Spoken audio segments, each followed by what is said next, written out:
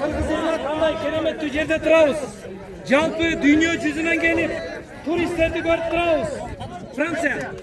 Fransiya. Почему Олимпиада? No. Let's go. Kırgızistan, let's go. Fransa'nın şampiyonu.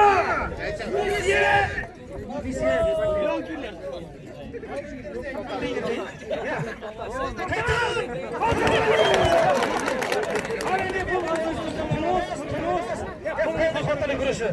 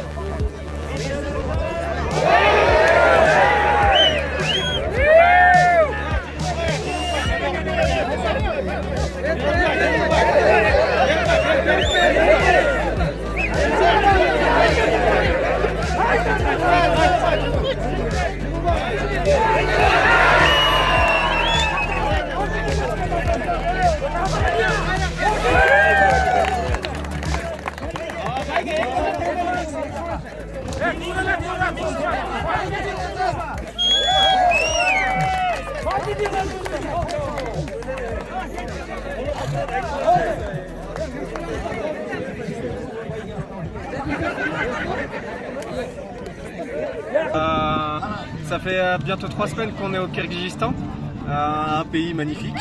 Et je suis très content d'être venu ici avec ma femme. Et Kokbourou.